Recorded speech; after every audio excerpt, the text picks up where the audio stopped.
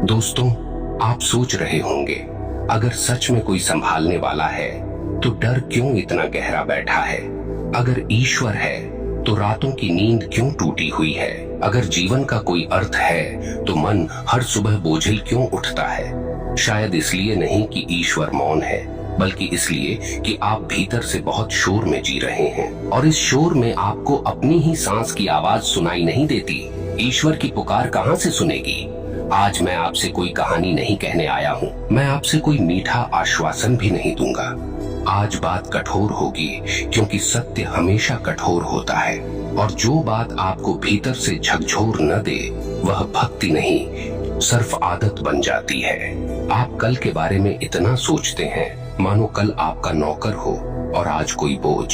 आप भविष्य को अपने कंधों पर ऐसे लादे घूमते हैं जैसे सृष्टि का पूरा भार सिर्फ आपको ही उठाना है। जरा ठहरिए, एक ईमानदार सवाल पूछिए अपने आप से, क्या आपने सच में आज तक कुछ भी अकेले संभाला है? आपकी धड़कन आपने चलाई, आपकी सांसें आपने तय की, आपकी आंखें कब खुलें और कब बंद हों, क्या आपने तय किया? फिर भी आप कहते हैं कल मैं कैसे संभालूंगा। यह अहंकार नहीं तो और क्या है कि जो शक्ति आपको एक पल में जीवित रखे हुए है उस पर कल के लिए आपको भरोसा नहीं। ईश्वर को आप मंदिरों में ढूंढते हैं, तस्वीरों में सजाते हैं, नामों में बांटते हैं, लेकिन भरोसे में नहीं रखते। भरोसा सबसे कठिन तपस्या है। पूजा आसान है, भरोसा कठिन, क्योंकि पूजा में आप नियंत्रण में रहते हैं और भरोसे में आपको झुकना पड़ता है। और अहंकार झुकना नहीं जानता, वह सिर्फ गणना जानता है, कितना मिलेगा, कब मिलेगा, कैसे मिलेगा। ईश्वर कोई गणित नहीं है जिसे हल कर लिया जाए। ईश्वर तो वह अनुभव है जो तब उतरता है जब आप नियंत्रण छोड़ते हैं। आप कहते हैं अगर कल सब बिगड़ गया तो, अगर पैसा नहीं रहा तो, अगर रिश्ते टूट गए तो, अगर शरीर साथ छोड़ गया तो। सुनिए, जो आज तक सब कुछ दे रहा है, क्या वह कल आपसे छीनने के लिए बैठा है? क्या जीवन कोई शत्रु है जो मौका ढूंढ रहा है आपको गिराने का? या फिर जीवन एक परीक्षा है जो देख रहा है कि आप कब भरोसा करना सीखते हैं? याद रखिए, डर ईश्वर का विरोध नहीं है, डर ईश्वर की अनुपस्थिति का भ्रम है। आज इंसान की सबसे बड़ी बीमारी गरीबी नहीं है, असफलता नहीं है, सबसे बड़ी बीमारी है भविष्य में जीना। आप अभी यहाँ हैं, लेकिन आपका मन कल में भटक रहा है। आप शरीर से जीवित हैं, लेकिन चेतना से अनुपस्थित। और फिर आप कहते हैं शांति नहीं मिलती। शांति भविष्य में नहीं मिलती, शांति अभी में मिलती है। और अभी में वही रहता है जो ईश्वर को सौंप देता है। थोड़ा कठोर लगेगा, लेकिन सच कहूं, आप ईश्वर पर भरोसा नहीं करते, आप ईश्वर को इस्तेमाल करना चाहते हैं। जब सब ठीक हो तो आप कहते हैं मैंने मेहनत की, और जब सब बिगड़ जाए तो कहते हैं ईश्वर ने साथ नहीं दिया। यह कैसी भक्ति है? यह तो सुविधा का सौदा है। सच्ची भक्ति में आप कहते हैं जो है वही प्रसाद है, जो मिलेगा वह भी प्रसाद होगा, और जो छिन जाएगा वह भी किसी गहरी योजना का हिस्सा होगा जिसे मेरी सीमित बुद्धि समझ नहीं सकती। आपको लगता है कि चिंता करने से आप जिम्मेदार बनते हैं। नहीं, चिंता करने से आप कमजोर बनते हैं। जिम्मेदारी और चिंता में फर्क समझिए। जिम्मेदारी कहती है आज जो मेरे हाथ में है मैं उसे पूरी ईमानदारी से करूंगा। चिंता कहती है जो मेरे हाथ में नहीं है मैं उसी में जलता रहूंगा। ईश्वर ने आपको कर्म का अधिकार दिया है, परिणाम का नहीं। फिर भी आप परिणाम को पकड़कर बैठे हैं और कर्म से भाग रहे हैं। यही उलझन है। अब यहाँ इस बिंदु पर मैं आपसे एक छोटा सा निवेदन करूंगा। अगर ये शब्द आपके भीतर कहीं हलचल पैदा कर रहे हैं तो अभी सिर्फ इतना कीजिए, वीडियो को लाइक कीजिए और कमेंट में लिखिए मैं आज पर भरोसा करना सीख रहा हूँ। बस इतना। कोई लंबा वादा नहीं, कोई भारी घोषणा नहीं, एक छोटा सा स्वीकार। और अब आगे बढ़ते हैं, क्योंकि अभी आपने सिर्फ दरवाजा खटखटाया है। भीतर जो सच बैठा है वह और भी गहरा है और शायद और भी असहज। लेकिन याद रखिए, जो आज तक संभाला है वही कल भी संभालेगा। आप बस बीच में खड़े होकर बाधा मत बनिए। यह मार्ग कठिन है, लेकिन यही भक्ति के मार्ग है, जहाँ तर्क झुकता है और भरोसा जन्म लेता है। आपने अक्सर सुना होगा, सब ईश्वर पर छोड़ दो, लेकिन सच यह है कि आपने कभी सच में छोड़ा ही नहीं। आपने बस शब्द बदले हैं। पकड़ अब भी वैसी ही है। आप कहते हैं मैंने सब भगवान पर छोड़ दिया, लेकिन भीतर मन लगातार हिसाब लगा रहा होता है। कब मिलेगा, कितना मिलेगा, मेरे मुताबिक मिलेगा या नहीं। छोड़ना शब्दों से नहीं होता, छोड़ना भीतर की पकड़ ढीली होने से होता है। और यह ढीलापन कायरता नहीं है, यह परम साहस है। क्योंकि दुनिया में सबसे ज्यादा साहस उस व्यक्ति में होता है जो अनिश्चितता के बीच भी शांत खड़ा रह सके। आप जरा ईमानदारी से देखिए, आपकी चिंता ने आज तक क्या बदला है? एक भी समस्या आपने चिंता करके हल की है? उल्टा, चिंता ने आपकी ऊर्जा चूस ली, आपकी दृष्टि धुंधली कर दी और आपके निर्णयों को कमजोर बना दिया। फिर भी आप चिंता को छोड़ने से डरते हैं, क्योंकि चिंता आपको झूठा एहसास देती है कि आप कुछ कर रहे हैं, जबकि सच यह है, चिंता सबसे बड़ी निष्क्रियता है।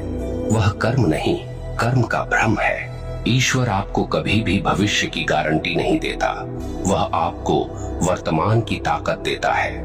और जो व्यक्ति वर्तमान में पूरी तरह उपस्थित है, उसके लिए भविष्य अपने आप आकार लेने लगता है।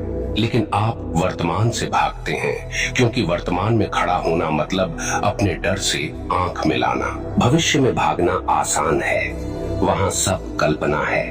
वर्तमान में सब सच है। आप यह मानकर चल रहे हैं कि अगर सब कुछ आपकी योजना के मुताबिक नहीं हुआ तो सब व्यर्थ हो जाएगा। यह धारणा ही सबसे बड़ा अज्ञान है। जीवन आपकी योजना से बड़ा है। ईश्वर आपकी अपेक्षाओं का कर्मचारी नहीं है। जब आप यह मान लेते हैं कि जो होगा वह मेरे भले के लिए होगा, भले ही अभी मेरी समझ से बाहर हो, उसी क्षण भीतर एक मौन उतरने लगता है।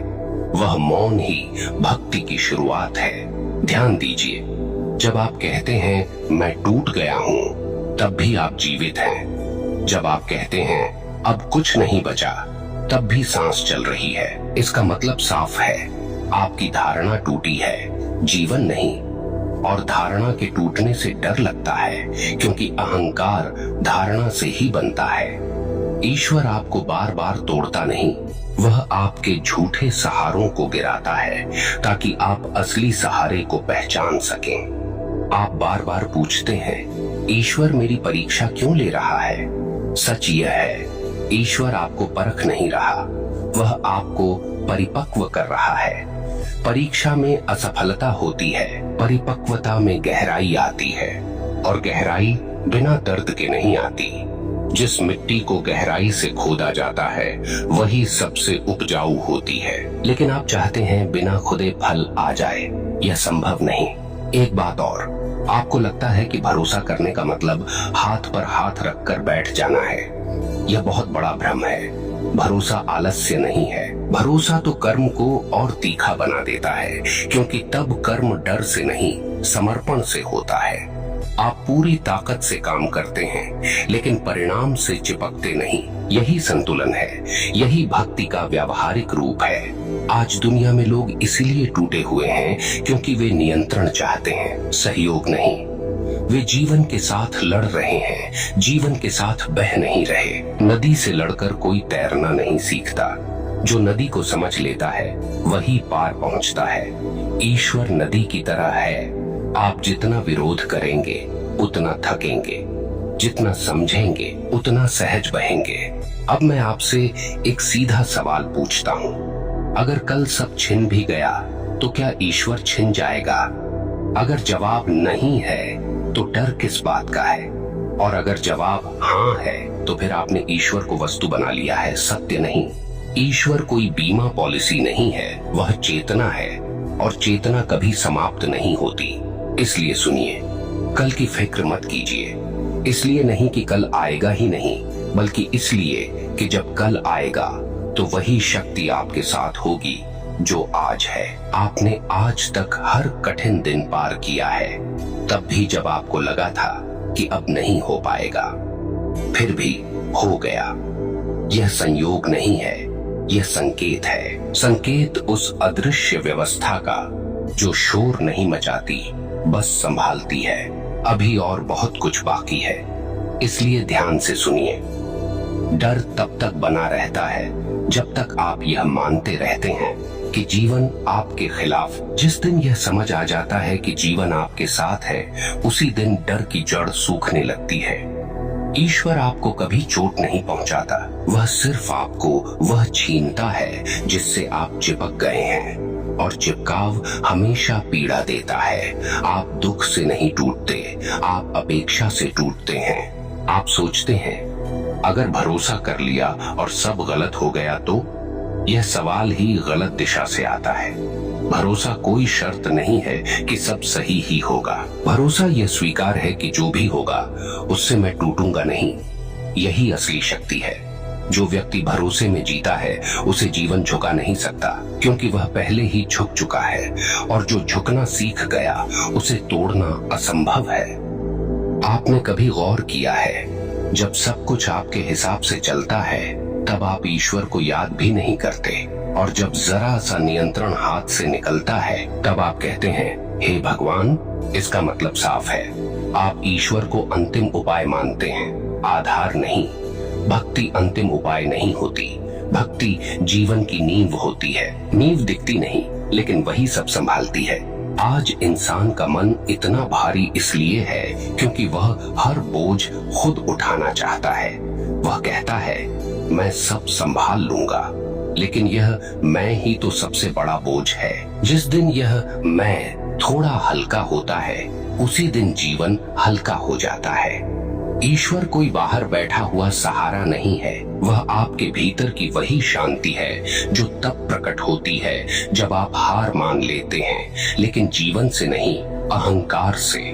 समझिए इस बात को, ईश्वर से लड़कर कोई मजबूत नहीं बनता।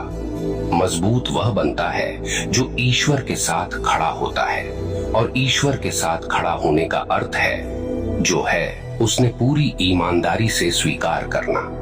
स्वीकार कमजोरी नहीं है, स्वीकार तो सबसे ऊंची चेतना है। जो स्वीकार कर लेता है वही बदल सकता है, जो विरोध करता है वह बस थकता है। आप बार बार पूछते हैं आखिर कब सब ठीक होगा? यह सवाल भी मन की चाल है, क्योंकि ठीक की आपकी परिभाषा बहुत छोटी है। जीवन की दृष्टि से जो टूट रहा है वह भी ठीक हो रहा है, जो जा रहा है वह भी जगह बना रहा है, लेकिन आप सिर्फ वही देखना चाहते हैं जो आपकी सुविधा में हो। ईश्वर सुविधा नहीं देता, ईश्वर विस्तार देता है। अब एक बात बहुत साफ समझ लीजिए, भरोसा कोई भविष्य की व्यवस्था नहीं है, भरोसा वर्तमान की अवस्था है। जब आप इस क्षण में पूरे हैं, शांत हैं, ईमानदार हैं, तब भविष्य अपने आप सही दिशा पकड़ लेता है। लेकिन आप भविष्य को सुधारने के चक्कर में वर्तमान को जहर बना लेते हैं, और फिर कहते हैं जीवन कड़वा हो गया है। जीवन नहीं, आपकी पकड़ कड़वी हो गई है। जिस दिन आप यह कहने का साहस कर लेते हैं जो है मैं उसके साथ हूँ, उसी दिन ईश्वर आपके साथ खड़ा हो जाता है, क्योंकि ईश्वर विरोध में नहीं मिलता, वह सहयोग में मिलता है। वह वहां मिलता है जहां आप कहते हैं अब मैं नहीं, तू। और यह कहना शब्दों से नहीं होता, यह जीने से होता है। याद रखिए, जिस शक्ति ने आपको इतने उतार चढ़ावों से गुजारा, जिसने आपको तब भी बचाए रखा जब आप खुद को खो चुके थे, क्या वह शक्ति अचानक आपको छोड़ देगी? नहीं। समस्या ईश्वर की अनुपस्थिति नहीं है, समस्या आपकी अधीरता है। आप तुरंत परिणाम चाहते हैं, जबकि जीवन प्रक्रिया है, और प्रक्रिया पर भरोसा करना ही भक्ति है। अब अंत में बहुत ध्यान से सुनिए, कल की फिक्र मत कीजिए, इसलिए नहीं कि कल आसान होगा, बल्कि इसलिए कि आप अकेले नहीं होंगे। वही शक्ति वही चेतना, वही अनदेखा सहारा आपके साथ होगा जो आज तक आपके साथ रहा है। आप बस बीच में आकर हस्तक्षेप मत कीजिए, जीवन को अपना काम करने दीजिए।